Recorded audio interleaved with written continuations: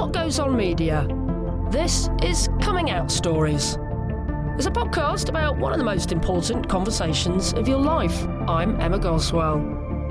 This is Olivia's story. I came out quite late, actually, to my family. To my friends, I came out at like 15. I think that was really quite a comfortable age where everybody was discovering boys and how exciting boys were. I went to an all-girls school, so I felt quite obviously gay. I didn't fit into what everyone else was doing. Can I ask you something? Because I went to a boarding school and I get asked this all the time. People go, oh, is it because you went to a boarding school? Is it because you went to an all-girls school? Do you get that crap? I used to, more so. I definitely think that people's attitudes have matured in terms of like understanding LGBT issues and what it means to be gay and coming out and stuff like that. But definitely when I was younger, I think people drew a connection between the two.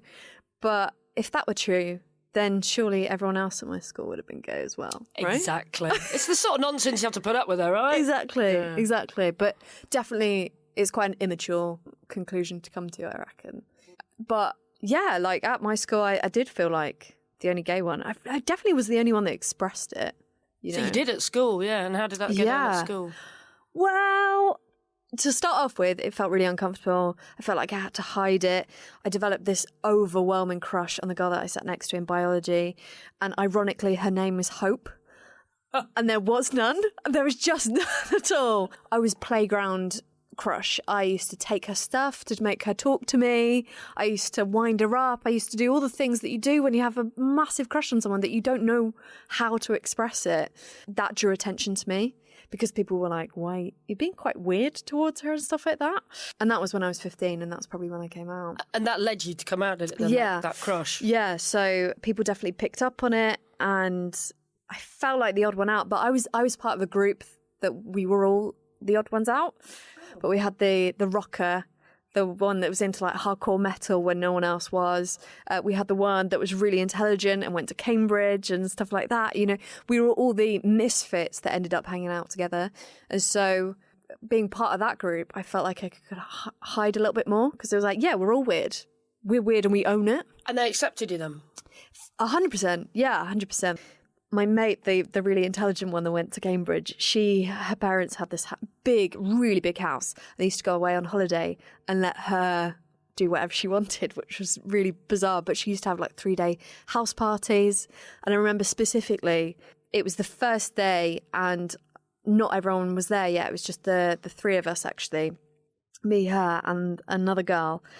And the other girl got so drunk that she passed out. She was just passed out on the floor. Uh-oh. And we were 15 years old drinking whatever we could find in the cupboard, basically. It happens. Right?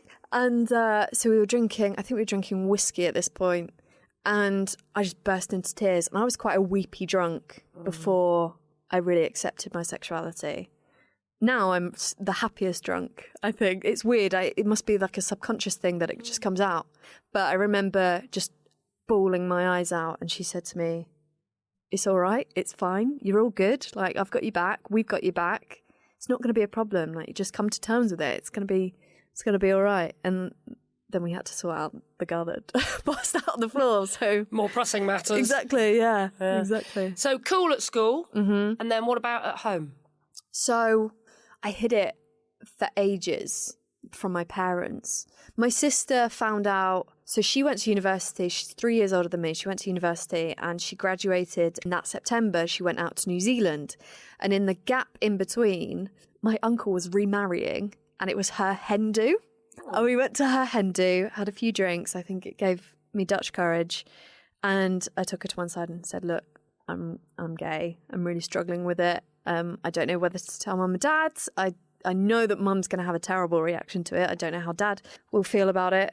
The reason I knew that my mum would have a bad reaction, she's a bit of a Daily Mail reader, right? That stereotype. So I was really, really scared about it. And Ellie my sister was like, no, 100%, I've got you back. It's all cool. But she was going to New Zealand in September for a year. And so I didn't pluck up the courage before she left. So I waited a whole other year. Oh, no. And then I went to university and found out that I could be who I wanted to be from day one. You know, I could come out on the first day of university, which I did. Although I was forced out ever so slightly because around about that time, no homo was a thing. Do you know about this? No.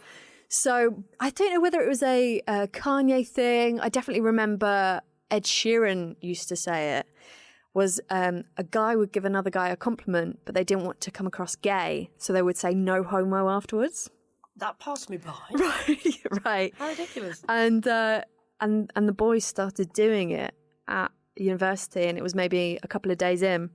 And I said, guys, you're going to have to stop doing that. I'm really sorry. And they were like, why? And I was like, because I'm gay and it's quite offensive. And they all went, I'm so sorry. I'm so embarrassed. You know, they were just doing it because it was a thing. It was a popular thing at the time. But the apology totally made up for it. These guys didn't think about what they were doing. So you were educating them from day one of their university course. Exactly. So I've always been quite outspoken and been quite headstrong and, you know, felt like I could say something. And I think that if they'd reacted badly, it would have made me go, okay, we can't be friends. You know, I'm not going to worry about how you feel about something that I know is morally incorrect. Like, you can't keep doing it.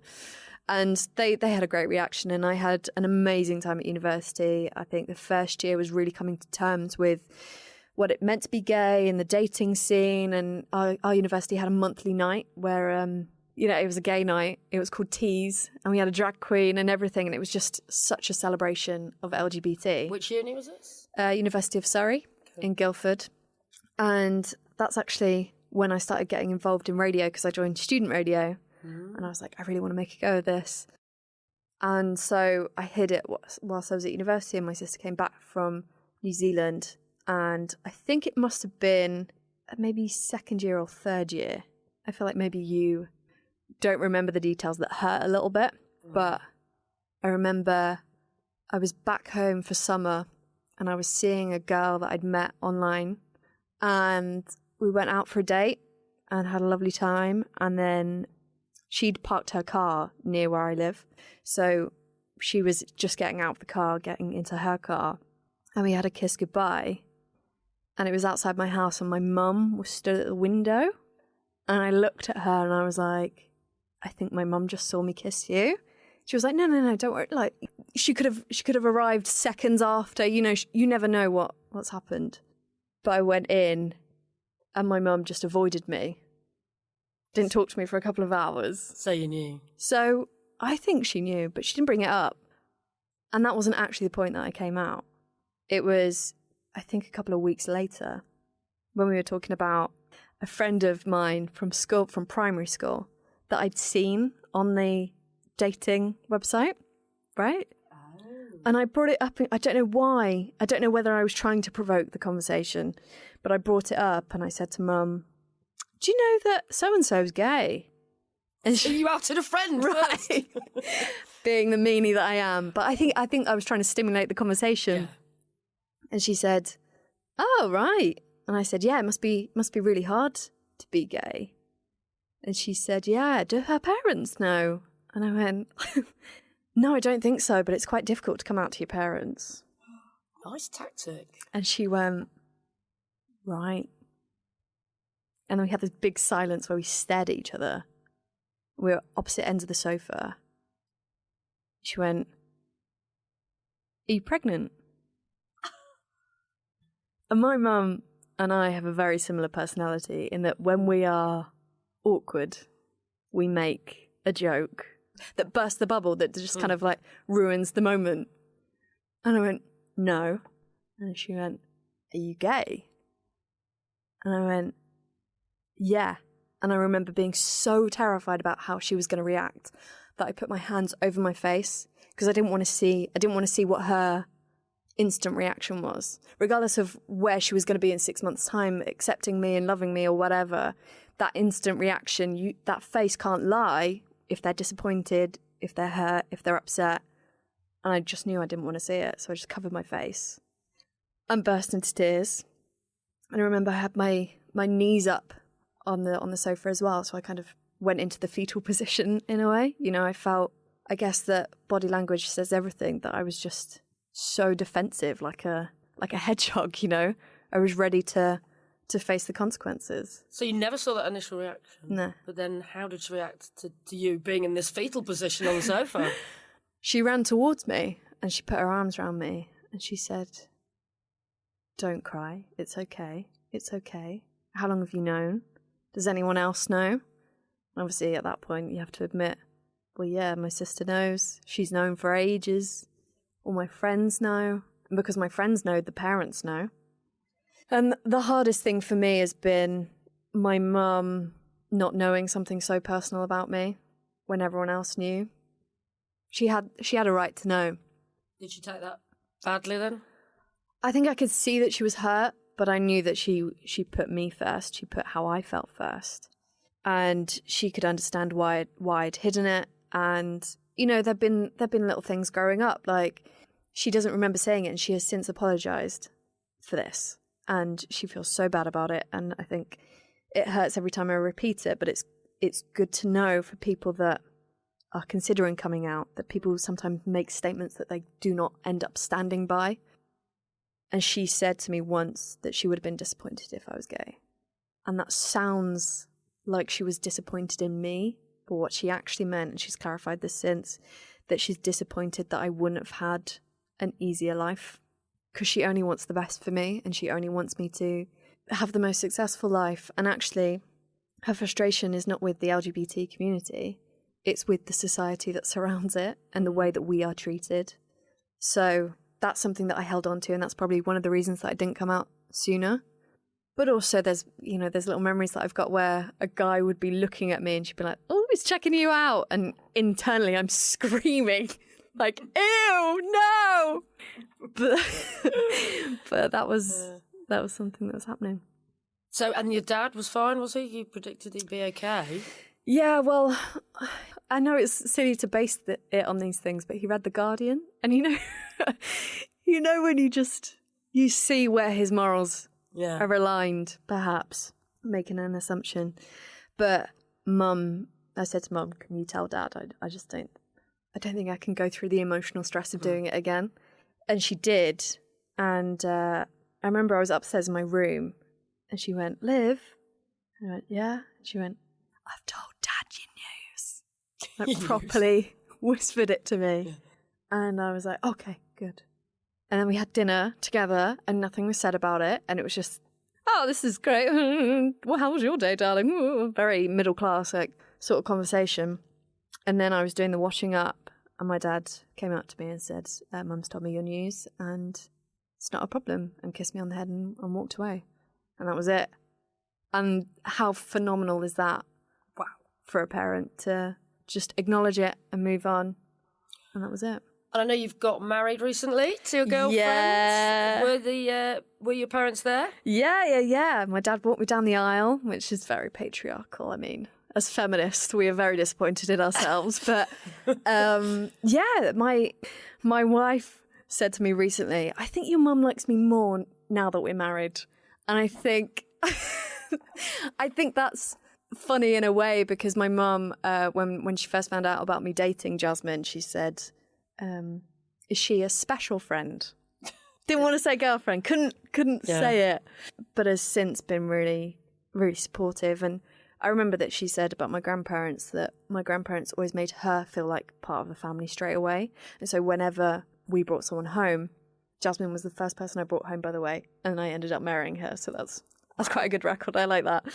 But she said whenever we brought someone home, she wanted to embrace them in the family straight away, make them feel like they were equal. And she did that with Jasmine, absolutely. Bought her Christmas presents, birthday presents, gave her the same amount of money as me on Christmas and stuff like that. And I think that's such a nice way of doing that, symbolic. Okay, so lastly, would you have any advice to anyone else that's not gone through that stage yet and thinking of coming out?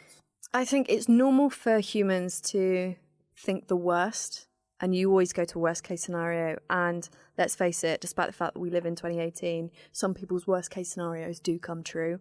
That is a sad state of affairs. However, quite often, time is a great healer, and the worst thing that you can imagine usually doesn't end up happening for a lot of people. But also, there will always be people telling you to come out, and that is just not their decision. It's always your decision. It's such a personal thing to do, and I think you are the only one that will have to take responsibility for the actions, for the result. And so you do that in your time. I had people saying to me, just do it. And, oh, okay, you're sitting up there on your straight throne telling me, the pauper, what to do. No, mate, like, it's my decision. And if you get outed, first of all, I'm so sorry that that has happened to you. But second of all, that is totally a reflection on the other person, not on you. That is not something that you need to be ashamed of. That is not something that you should feel guilty for or embarrassed by. That is absolutely on the person that's done that act.